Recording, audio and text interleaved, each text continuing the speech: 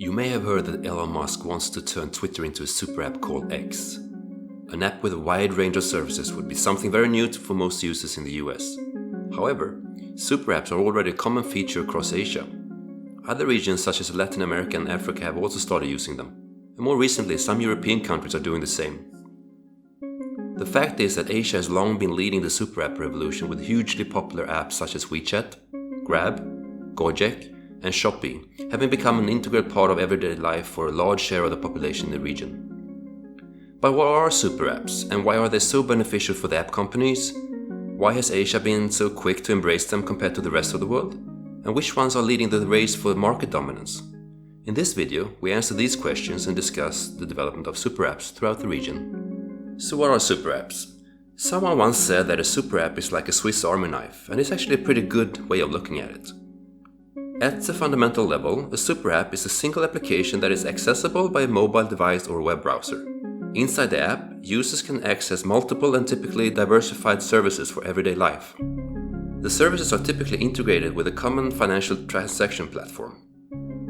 The intra-app data is then leveraged to tailor the most suitable offerings for each individual user. What types of services?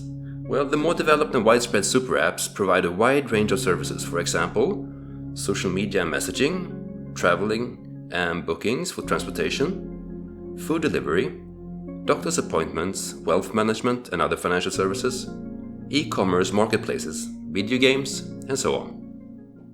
So why are super apps so good for the app companies? By combining a range of services on a common platform, the user experience increases as does user engagement.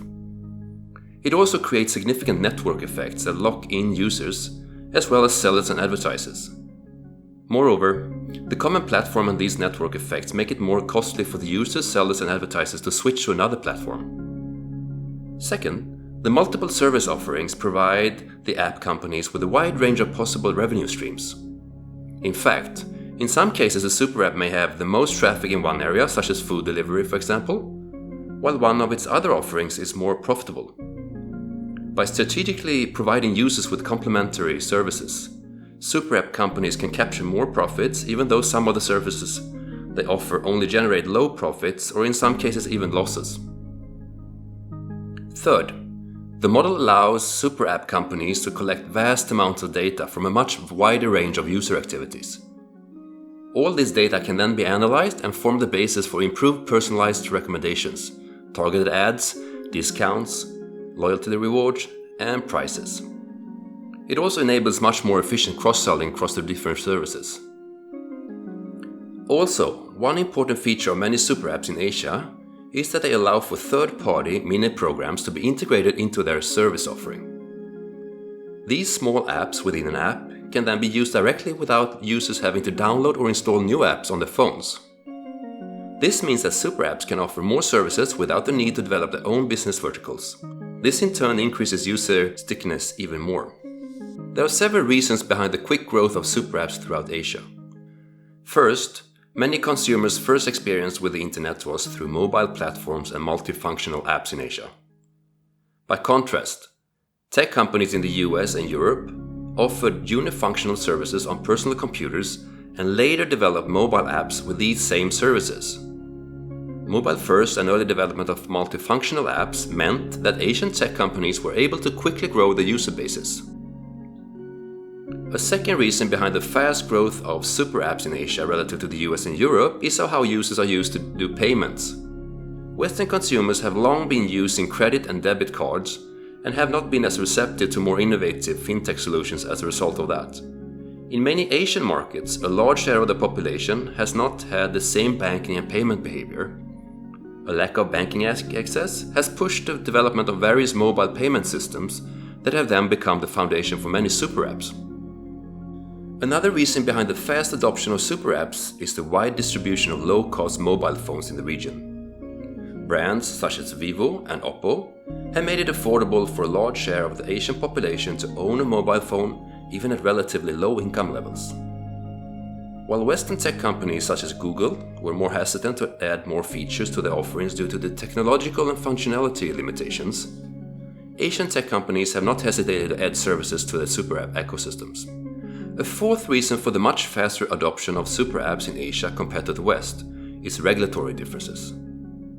Countries such as China have had much looser regulatory environments in terms of data privacy, competition, and financial transactions compared to the US and Europe. While China has been cracking down on the tech sectors during the last few years, China and other Asian countries' regulatory environments have been more conducive to the emergence and growth of super apps. A fifth reason behind the growth of super apps in Asia is that of culture.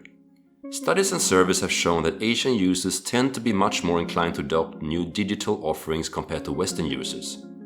In addition, Asian users typically don't have an issue with larger companies and conglomerates having a strong influence on everyday life. This has allowed tech giants such as Tencent and Alibaba to build very large and influential digital ecosystems. In countries such as the US, on the other hand, many users tend to be more suspicious and critical toward large corporations, especially when it comes to issues related to privacy and trust.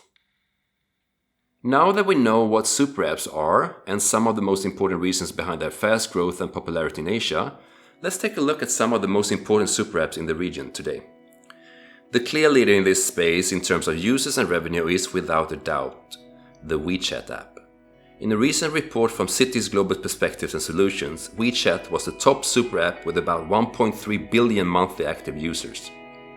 WeChat, developed and managed by Chinese tech giant Tencent, operates in a wide range of verticals, including social and entertainment, communication, commerce, mobility, payments and other fintech services. The next two super apps in terms of monthly average users in Asia are also Chinese. This is not surprising given China's large population and high mobile phone adoption. Alipay is owned by Ant Group, a financial spin-off from tech giant Alibaba Group. Alipay's strength is in fintech and payments, but is also active in mobility and other services. As of the end of last year, Alipay had about 681 million monthly active users. The third super app in terms of active users is Meituan. Meituan started out as a Groupon-like group buying app that was backed by Alibaba.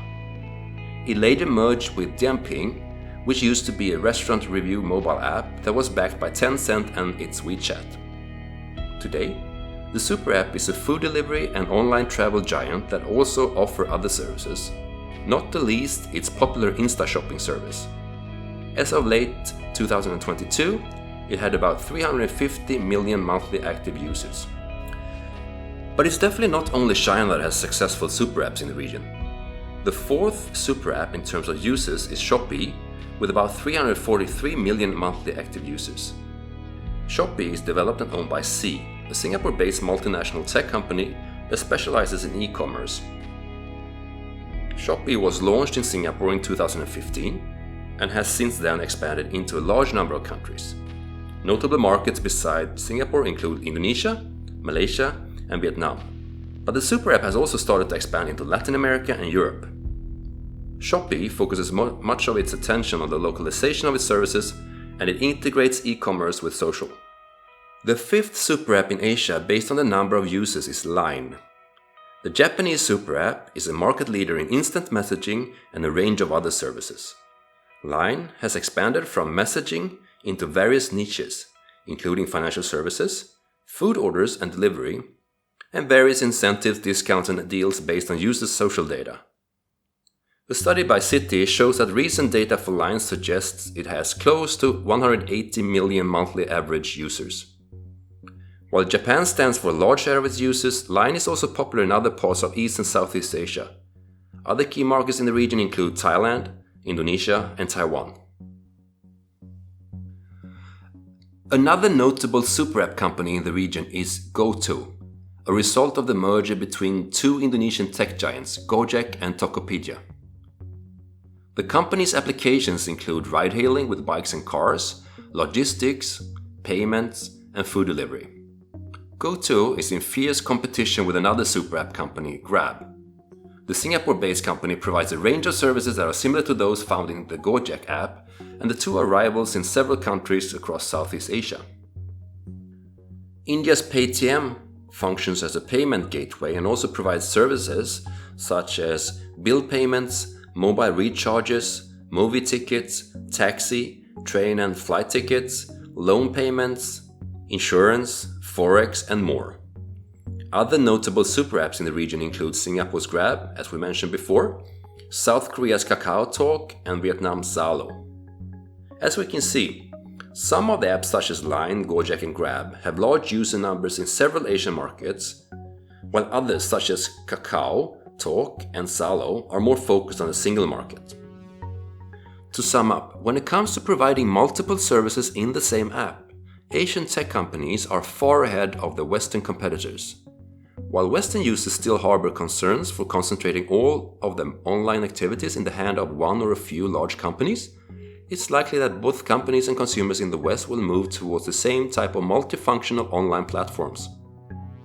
If this is how things go, an interesting question will be which applications have become leaders in the super app space regionally in Asia, the US, Europe, and other regions, and which apps that will come to dominate the space globally. Hopefully you've enjoyed this overview of the super app space in Asia. If you have, and if you want to see more related content, please don't forget to like and subscribe to our channel. See you next time!